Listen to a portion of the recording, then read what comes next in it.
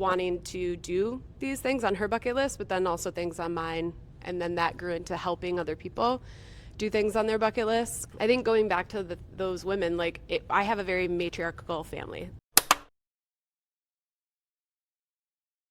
I want to talk to you about your nonprofit. We hear it's inspired by your grandma. Yes. Can you tell us a little bit about that, and how did she kind of represent you?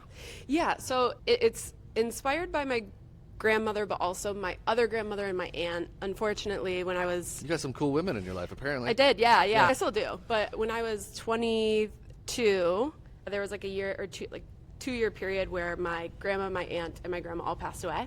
Sorry. It's a bummer. But when that happened, it just was a very like shocking experience at that age of younger women and youngish women in your life that you really looked up to just being gone. And at first you're mad, but then I just started to really look at the things that they had taught me. And my aunt, before she passed away, I was in the ICU with her, and we were talking about bucket lists, and she just said some funny things to me that I was like, okay, well, when you get out of here, let's do these.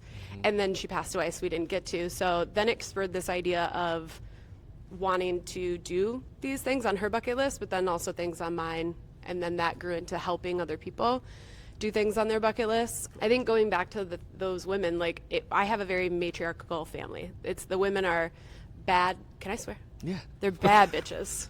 Okay. They're bad bitches. And I just seeing how they lived, it also made me realize that it's not like you think of bucket lists and they're like skydiving, which I did do. So I'm not saying that's dumb.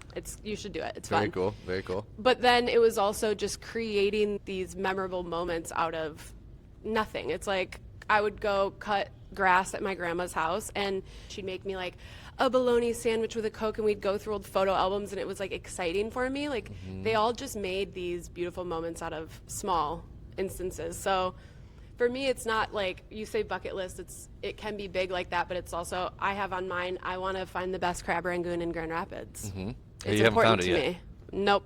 But there's two of my friends and I are going to go on a little tour. Okay.